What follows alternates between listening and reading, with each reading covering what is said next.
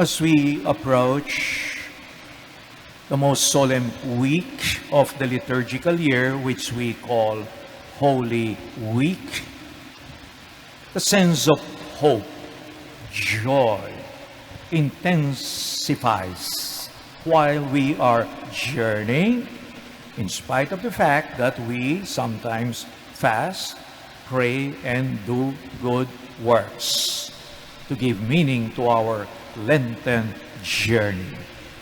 So in today's readings, both in the first, an excerpt from the book of the prophet Ezekiel, and in the gospel, we see how God continues to restore creation which was affected because of man's sin.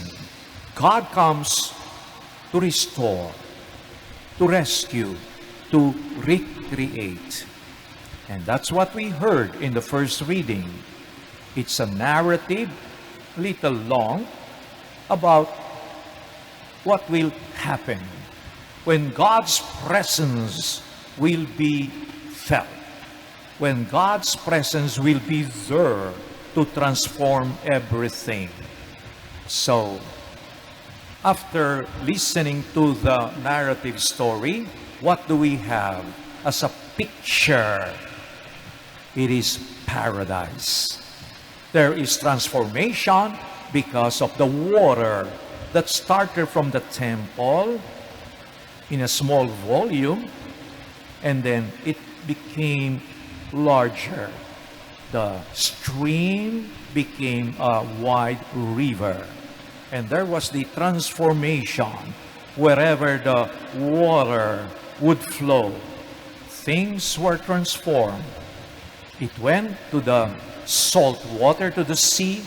The sea became, instead of salt water, became fresh water that can nurture plants, trees, and make them more productive. So we can see how God is so generous in transforming creation, in transforming our lives. This is what we celebrate. This is what we appreciate. This is what we are grateful to God as we continue our Lenten journey. The Lord cannot be outdone in generosity.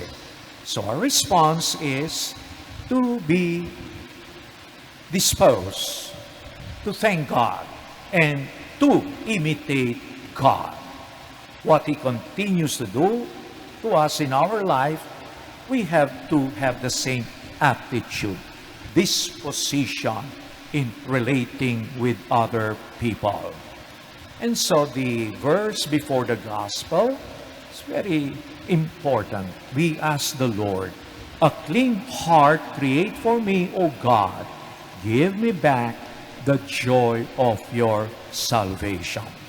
When we have a clean heart, when we have a pure heart, then we can see better. We can perceive the goodness of God. And this is what takes place in the gospel reading. Again, it's a sign. In John, the word miracle is not used. It is sign. The first sign was miracle at Cana, where Jesus transformed the water into wine to save the new-wedded couple from embarrassment. And this one is another sign, another miracle. When we say sign, just like what we see, there's a sign to Immaculate Conception Cathedral. That sign is not a church. It points to a greater reality. So the same thing here.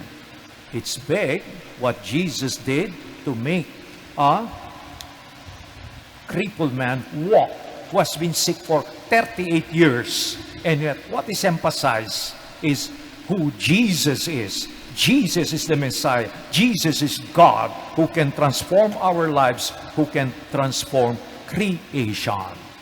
But we heard how people will not always be disposed. Just like the spiritual leaders during that time, some of the scribes and Pharisees, they just accused Jesus of violating Sabbath instead of seeing the hand of God at work in their presence. So we ask for the grace that we may always appreciate, be open to the presence of God in many ways. It is His presence that can change, that can transform our lives, that can change the world. Because His presence is a presence of love, a love that heals, a love that unites, a love that does not destroy, but seeks for, but extends compassion and mercy. Amen.